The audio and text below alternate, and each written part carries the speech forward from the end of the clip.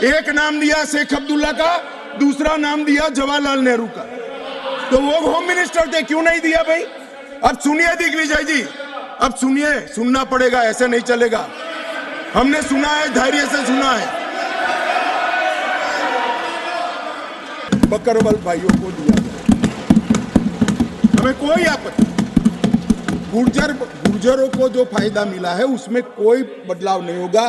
Tribal के सारे फायदे एजुकेशन में और बाकी सारे नौकरियों के रिजर्वेशन में जितने भी फायदे गुर्जर भाइयों को मिल रहे हैं, पहाड़ियों को मिल रहे हैं, वो पहाड़ियों को जो भी मिलेगा वो उसके अलावे मिलेगा। एक भी नौकरी ना खत्म होगी, ना एक भी शिक्षा की सीट खत्म होगी। पूरा का पूरा अधिकार आपका भी रहेगा, उनका भी। मान्यवर, एक बहुत बड़ी चर्चा चली कि जवाहरलाल नेहरू जी का कश्मीर के लिए कंडक्ट और इस पर हमारा नजरिया थोड़ा तंग है।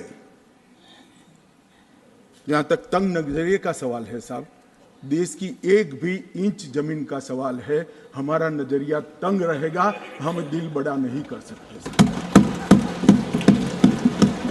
किसी को अधिकार नहीं है अपने बड़े हृदय को दिखाने के लिए देश का एक भूभाग देश से चला जाए और मूक दर्शक बनकर खड़े रह जाए। किसी को अधिकार नहीं।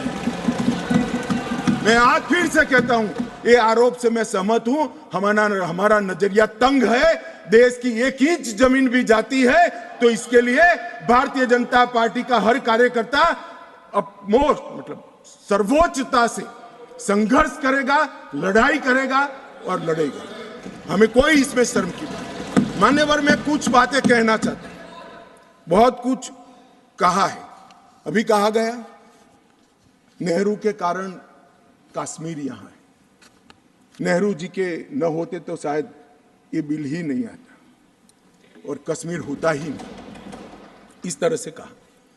मैं आज कहना चाहता हूं कि जो आजादी के बाद भारत की रचना को जानते हैं उनको मालूम होगा हैदराबाद में इससे भी बड़ा प्रॉब्लम हुआ था। क्या जवाहरलाल जी गए थे क्या?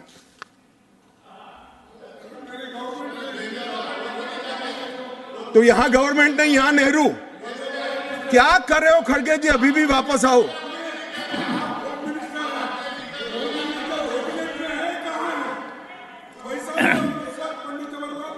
एक मिनट, रिकॉर्ड पर है।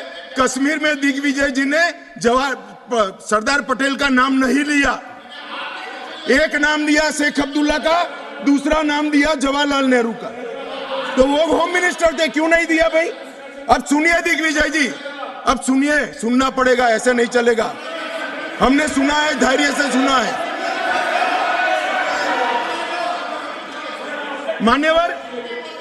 मान्यवर, जूनागढ़ में क्या जवाहरलाल नेहरू गए थे? हैदराबाद में जवाहरलाल नेहरू गए थे? लक्षद्वीप में जवाहरलाल नेहरू गए थे? जोधपुर में जवाहरलाल नेहरू गए थे? जवाहरलाल नेहरू एक ही जगह काम देखते थे, जम्मू कश्मीर में, जिसको आधा छोड़कर आ गए। एक ही जगह देखते। मान्यवर, दूसरा, विलय लेट क्यों हुआ? सारे लोग जानते हैं साहब, इतिहास को 1000 फुट नीचे दफन कर दो, वो ऐसा बीज है जो वटवृक्ष बनकर सच्चाई बाहर आ जाती है। सब जानते हैं कि हमारा विलय इसलिए लेट हुआ कि महाराजा पर किसी एक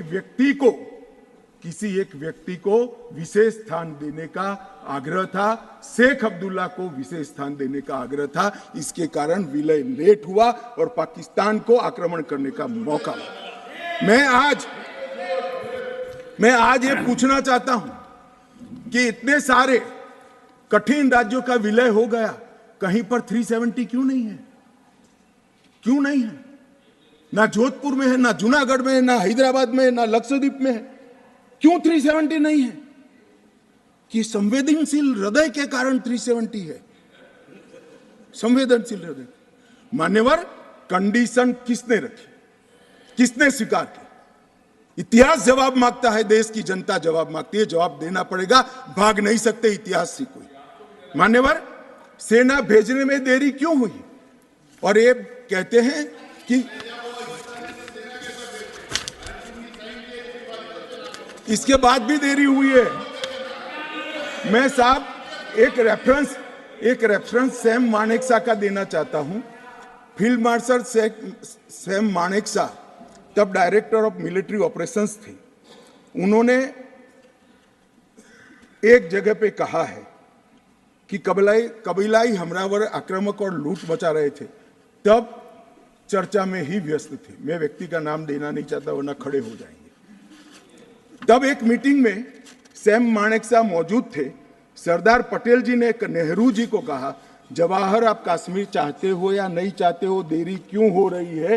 तब जाकर सेना भेजने का निर्णय हुआ है। जवाब देना पड़ेगा। नहीं दिग्विजय भी ऐसे मत करे, मैं भेज दूंगा आपको, पुस्तक ही भेज दूंगा। मान्यवर, Honorable Home Minister is not yielding. He is not yielding. Honorable Home Minister is not yielding. मान्यवर, एक बात सर्वविदित है, अगर असमय सीज फायर नहीं होता तो आज पाक ऑक्यूपाई कश्मीर नहीं होता। अब पत्रों का जिक्र कर रहे हैं, किसी अंग्रेज सेनापति ने देखा, मैं जरूर देखूंगा इसको, अगर लिखा है तो देखना चाहिए। परंतु अफसर कुछ भी कहे, देश का प्रधानमंत्री का देश की जमीन के लिए संवेदनशीलता होना चाहिए या नहीं होना चाहिए? इतना छोटा सवाल है। हमारी सेना जीत रही थी, वो भाग रहे थे, 2 दिन रुक जाते, पूरा पाक ऑक्यूपाई कश्मीर तिरंगे के तले आ जाता। क्यों किया?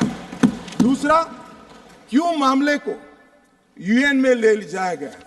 अब ये सारी चीजों को आप कहते हैं कि रेफरेंस लाइए। मान्यवर, मुझे मालूम था दिग्विजय सिंह,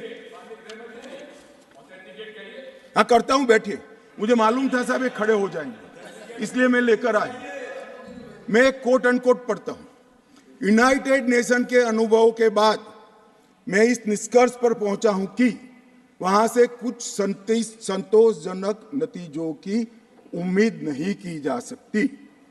मुझे सीज फायर करना अच्छा फैसला लगा, लेकिन इस मसले को ठीक से हम नहीं निपट पाए, नहीं परख पाए।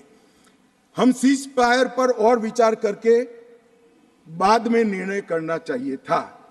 हालांकि ये सब भूतकाल की गलतियां हैं।